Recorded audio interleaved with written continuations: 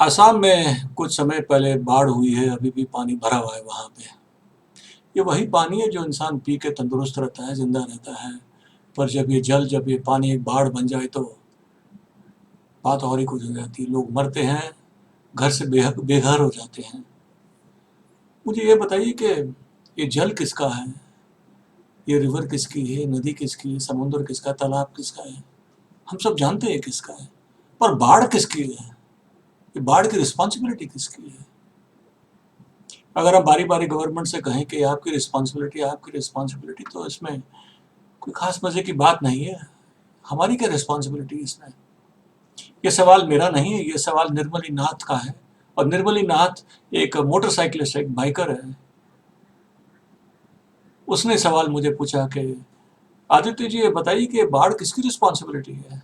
मैं फंसी हूँ, मैं असम में हूँ और मैं देख रही हूँ कि मेरे माँ बाप, मेरे बच्चे, मेरे दोस्त, मेरे भाई बहन सब तकलीफ में है, मैं क्या करूँ? तो लोगों के साथ मिलके हम सब ने एक छोटी सी टीम बना के यहाँ से सामान भेजा, ये किया वो किया। पूरा काम तो निर्मली ने किया वहाँ पे उसकी अपनी टीम के साथ में। पर सवाल तो फिर भी ये रहता है कि बाढ़ है किसकी? देखिए, निर्मली ने कुछ विजुअल भेजे, देखिए, आप सोचिए। Thank you.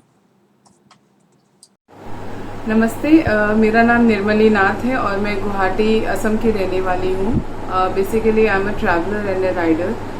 मेरी दो बाइक हैं। पहली बाइक मैंने 2014 में क्लासिक 350 ली थी रॉयल एनफील्ड की, एंड दूसरी बाइक मेरी हिमालयन है। और मैंने अभी तक अराउंड 1 लाख किलोमीटर अपनी मोटरसाइकिल में कवर की है। मैंने इंडिया, नेपाल, भूटान अपनी बाइक से कवर किया है, और उसके अलावा मैंने बैकपैकिंग की है श्रीलंका, थाईलैंड में। एंड मुझे ट्रैवल करके, अलग अलग लोगों से मिलके और अलग नेचर को एक्सप्लोर करके, लेस ट्रैवल प्लेसेस में जाके मुझे बहुत अच्छा लगता है। तो बेसिकली क्या हुआ था, मेरे कुछ दोस्त हैं लोअर असम में, बरपेटा डिस्ट्रिक्ट के, तो उन लोगों ने कुछ फ़ोटोज़ मेरे को व्हाट्सएप पे भेजा था, जहाँ पे उन लोगों के गांव का हालत बहुत ही ख़राब था और पूरा गांव पानी के अंदर डूबा हुआ था, उनके खेत तबाह हो गए थे। तो मैं जस्ट उसको व्हाट्सएप में देख रही थी, और मैंने कुछ फेसबुक पे भी देखे थे पोस्ट, एंड मैं घर में डिस्कस कर रही थी। तो मेरी बेटी जो प्रियंका है, उसने मुझे बोला कि तुम क्यों उम्मीद करती हो कि कोई और आके इसके ऊपर काम करे, जबकि ये काम तुम खुद भी तो कर सकती हो। तुम्हारे पूरे इंडिया में इतने सारे दोस्त हैं, तो क्यों ना उनके थ्रू तुम कुछ डोनेशन कलेक्ट करके तुम असम फ्लड से पीड़ित लोगों को हेल्प कर सकती हो। And I was thinking like या शी इज़ राइट। फिर हम लोगों ने क्या किया, जितने भी मेरे पास फोटोग्राफ्स आए थे वो सब मैंने फेसबुक पे शेयर किए, एंड सबको मैंने फिर दिखाया असम का जो रियल सिचुएशन है। एंड मेरे सभी फ्रेंड्स ने, जितने भी ऑल ओवर इंडिया फेसबुक में राइडर्स फ्रेंड्स हैं, सब लोगों ने वो पोस्ट शेयर किया, और सब लोगों ने कहा कि या हम लोग कंट्रीब्यूशन करने के लिए रेडी है। एंड उस वक्त जब जैसे जैसे वो कंट्रीब्यूशंस आने लग गया, एंड उसके बाद मुझे एक अपने में कॉन्फिडेंस आया कि या मैं खुद कुछ कर सकती हूँ, एंड उस तरीके से वो चीज़ स्टार्ट हुआ। हम लोगों ने अराउंड 800 फैमिलीज़ को कवर किया है अभी तक, जिसमें अराउंड 7 to 8 डिस्ट्रिक्ट जो कि फ्लड अफेक्टेड हैं, वहाँ पे हम लोगों ने मदद पहुँचाई है। और हम लोगों ने फूड आइटम्स एंड जितने भी खाने के आइटम्स हैं, वो नेसेसरी जो एसेंशियल आइटम्स हैं, जैसे कि water filter, solar lamp, mosquito nets, sanitary pads, and आप मास्क हो गया, सैनिटाइज़र हो गया, काफ़ी ऐसी चीज़ें जो ज़रूरत की चीज़ें हैं, वो तरपोलिन हो गया, वो हमने वहाँ तक पहुँचाई है मदद। एंड उसके अलावा हमने कुछ मॉनिटरी हेल्प भी की है लोगों को, मेडिसिन खरीदने के लिए या बुक्स खरीदने के लिए। तो इस तरीके से हम लोग जितने भी फ्लड अफेक्टेड डिस्ट्रिक्ट्स हैं, उन लोगों तक, अराउंड 800 पीपल तक हम लोगों ने फूड आइटम्स और एसेंशियल आइटम्स पहुंचाए हैं। मूविंग एक्सपीरियंस की बात करें तो जब हम लोग वहाँ पे गांव में गए, तो हम लोगों ने जो देखा वो बहुत ही बुरी हालत में गांव के लोग थे। सब लोगों को अपना घर छोड़ के एम्बैंकमेंट्स में आके रहना पड़ रहा था। एम्बैंकमेंट्स में जो जहाँ पे उनका गांव है, वहाँ से दूर जो रेज लैंड है, वहाँ पे जानवरों के साथ ही इंसान भी रह रहे थे वहाँ पे। प्लास्टिक और तरपोलिन के बांस से छोटे छोटे घर बना के वहीं पे रह रहे हैं, नीचे ज़मीन पे सो रहे हैं। एंड उनका जो जितने भी खेत हैं वो सब सारे डूब चुके हैं पानी के नीचे, कुछ भी उनका इनकम सोर्स नहीं है। एंड जितने भी स्टूडेंट्स हम लोगों से मिले, उन्होंने कहा था कि उनके ऑनलाइन क्लासेस चल रही है, लेकिन उनके पास मोबाइल, इंटरनेट या इलेक्ट्रिसिटी का कोई सुविधा नहीं है। तो ऑब्वियसली बहुत बुरे हालत में वो लोग थे। अभी कोरोना के हालत में जब हम लोग बोलते हैं कि घर पे रहिए, सेफ रहिए, तो उन लोगों का तो घर ही डूब चुका है। हम लोग को नाव से लेके गए थे अपना गांव दिखाने के लिए, और उन्होंने कहा कि आपको जहाँ जहाँ तक पानी दिख रहा है वहाँ पे सारा पहले हम लोग का घर हुआ करता था, और वो सब अभी घर पानी के नीचे है, ना उनके खेत बचे हैं ना उनके घर बचे हैं। तो बहुत ही बुरी हालत में वो लोग रह रहे हैं, और स्पेशली लोअर पार्ट जो है असम का, वहाँ पे लोगों का अटेंशन नहीं जा रहा है, लेकिन वहाँ पे काफ़ी लोगों की हालत बहुत ख़राब है। Now the stuffs are being loaded onto these wooden boats and we will ferry them to the village, which is around 300 to 400 meters away from here, and they are all surrounded by water.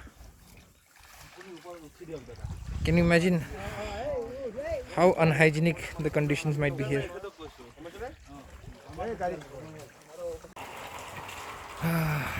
This is kind of adventure for a few of us, especially for the city dwellers, but however, when the mother nature becomes furious, this is what happens. And after having limited communication with the localites, we came to know that this year has been severe because the rainfall has been unforgiving, and it seems the waterlogging is here since 2 months.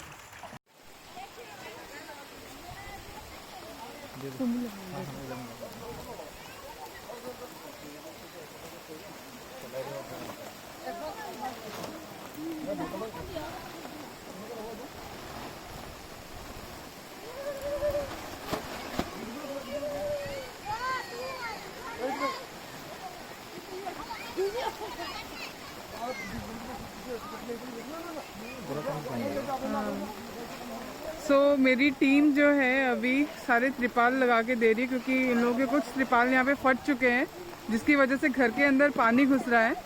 सो हम लोगों ने यही decide किया कि जिन चीज़ों की इनको ज़रूरत है फ़िलहाल हम लोग वो दें, और हम लोगों ने सबके लिए त्रिपाल ख़रीदा है नए से, और हम लोग सभी के घरों में नए त्रिपाल लगा रहे हैं ताकि पानी से कम वो लोग बच के रहे। अगर आप मेरे से पूछेंगे कि फ्लड्स से कौन कौन इफेक्ट हुए हैं, तो हम सब फ्लड से इफेक्टेड हैं। न जाने कितने सारे लोगों की जाने गई है इस बाढ़ से, कितने सारे लोगों को अपने घर से हाथ धोना पड़ा है, अपने इनकम, अपना खेत, सब कुछ उनके तबाह हो चुके हैं।